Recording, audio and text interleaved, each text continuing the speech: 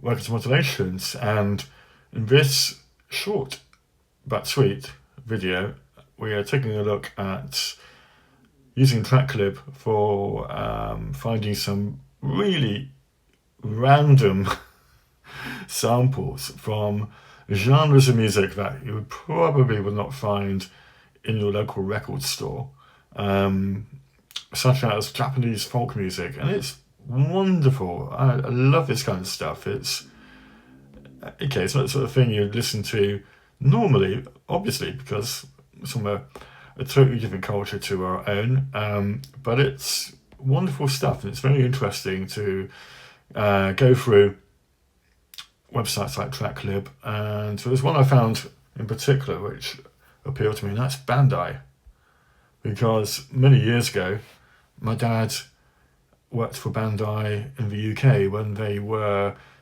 selling the GoBots toys, and around the time of Terrorhawks, when the Terrorhawks toys were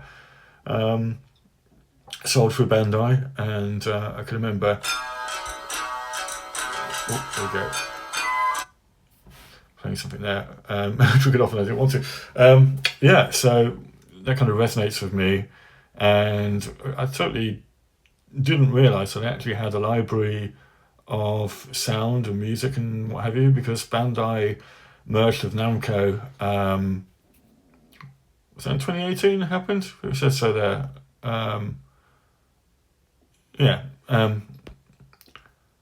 The legendary games company, and they're more than that actually, aren't they? Namco go back, way back. But anyway, we're getting off course. In the wonderful world of Koala Sampler, I've been playing around with some samples that I found, including this one. I love this one.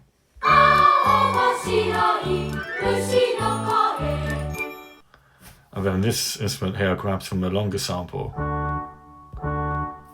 which led into this.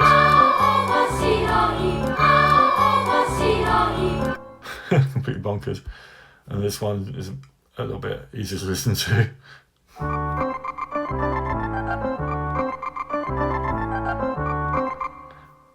And I took that one sample, I recorded 3 or 4 different layers of ideas here, to create that sort of multi-timbral polyphonic thing.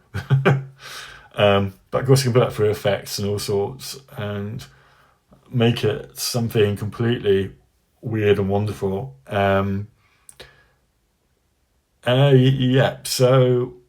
I wanted to sort of go back to my previous video a little bit, and Koala Sample in particular. I want to experiment with the new features in Koala in one of my next videos.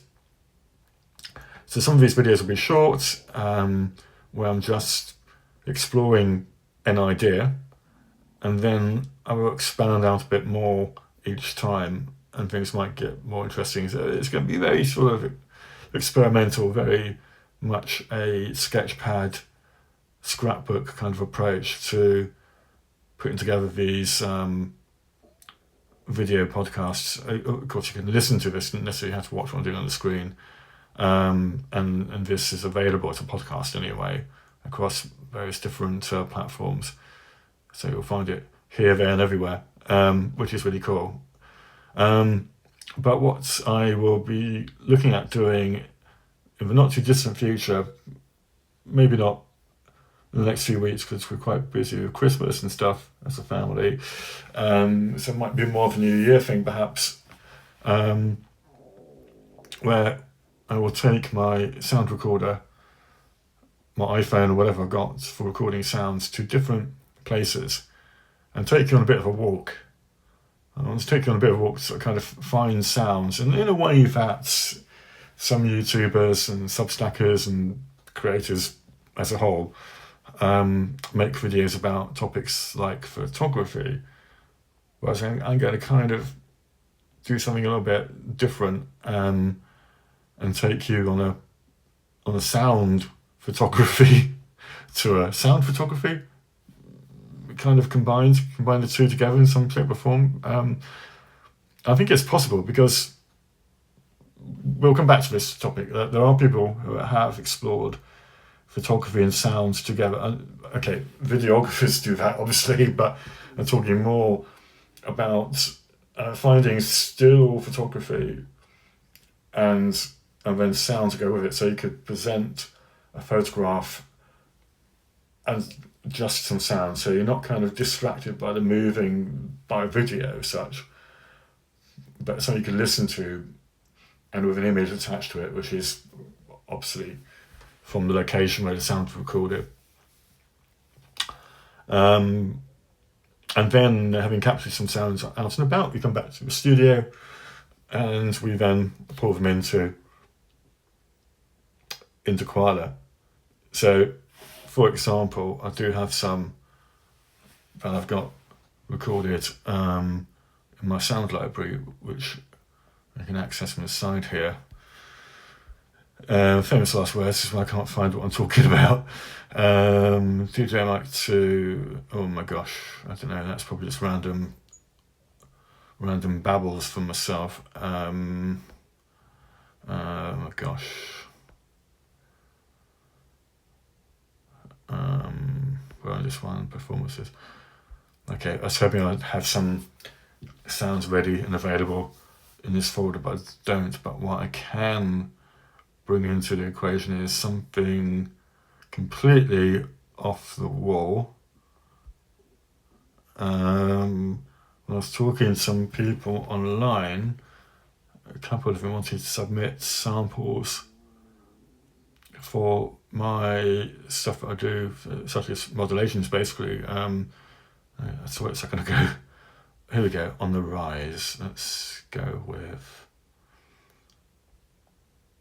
one of these. Let's put this one in here and then let's close this down. And this is a recording that a young lady sent, I assume a young lady, could be completely wrong, she could be middle-aged or something, I don't know, and from another part of the world entirely, from somewhere in Africa, I believe.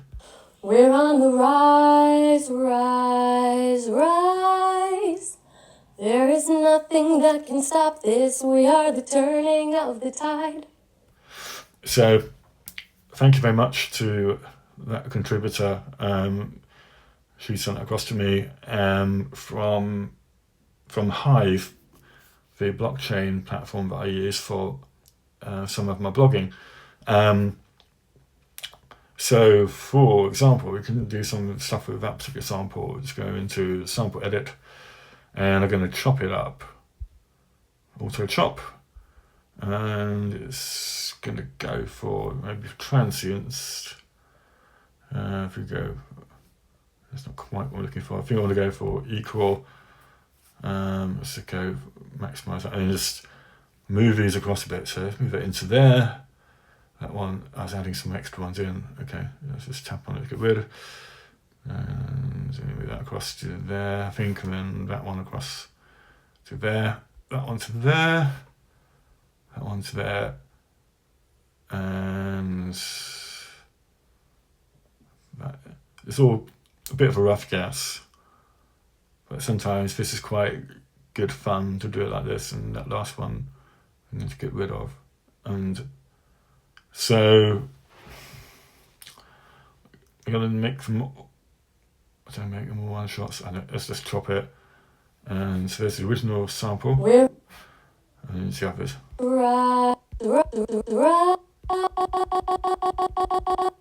Turning of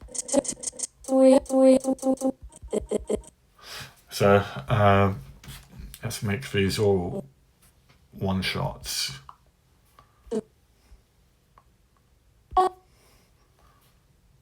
That one's just a bit of dead space, get rid of that.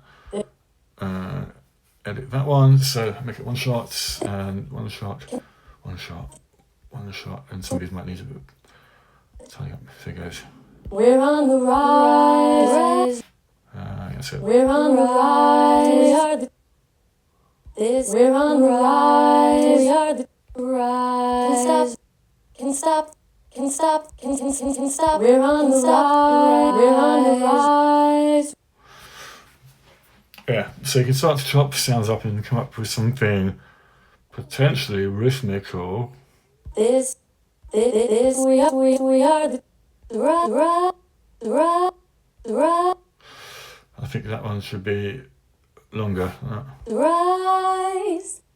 rise. And you can do stuff like reverse sample. Sierra. Sounds a bit strange. Rise.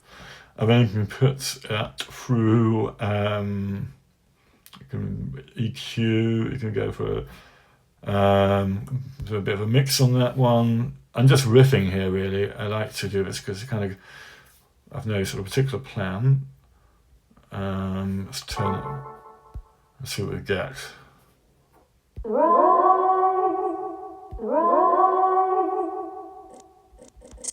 Turning, we are the eyes.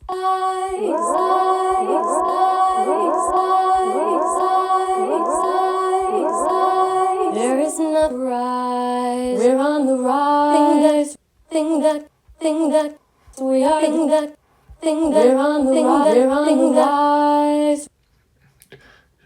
Yeah, and get a bit too much. We go a bit mad on it, but yeah, it's interesting you can do with a sample. And what I like about this particular example is it's very unique because somebody sent that to me, and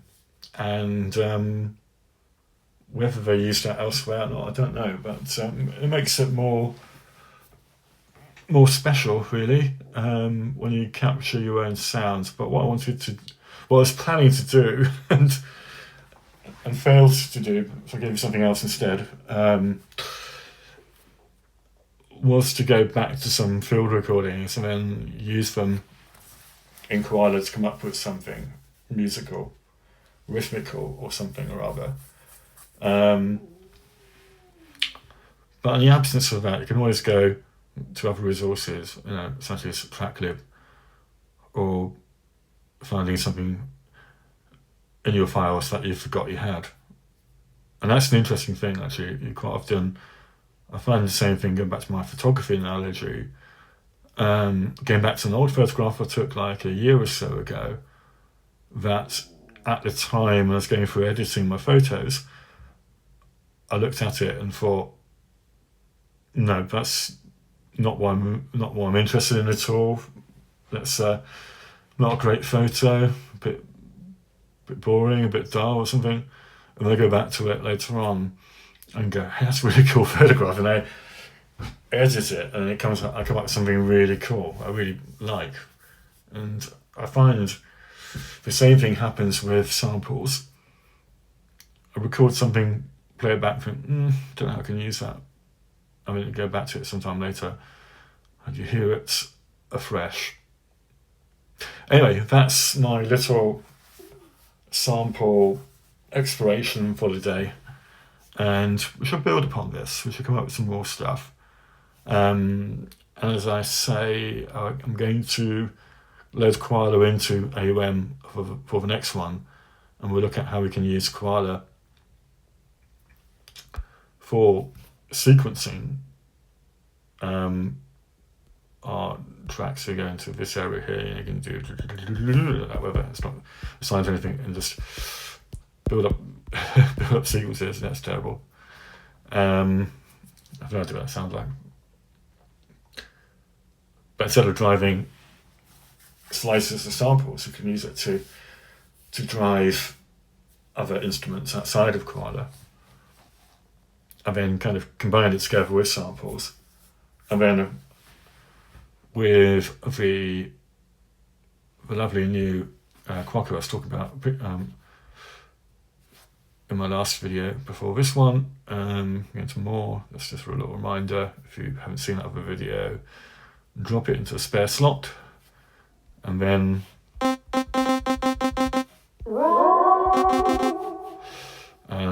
I can edit that and go to synth, and then find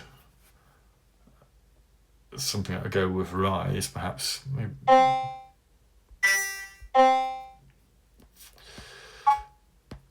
I Actually, it's lots of drums. Actually, this is interesting. We'll go for synthesized drums rather than sampled drums.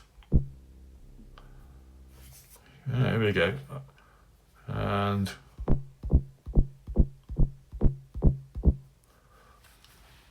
so this is just a dead simple example coming up here. It's 2, 3, 4, 1, 2, 3, 4. That's terrible. Sounds like I stopped listening to my heartbeat. Almost on time, apart from this one here, which was not. There's pumpkin in there.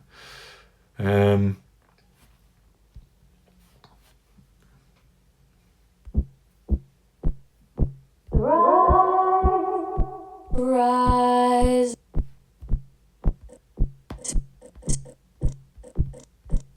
We are this. Yeah, you get the idea. Yeah, it'll get better. It'll get better, honestly. That's the thing. You have days when you come up with stuff which sounds absolutely amazing, and other days it sounds absolutely shite like that.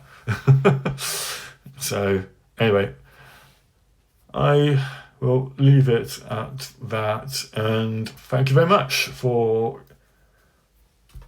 your support, really, and I'll catch you in the next one. Bye for now.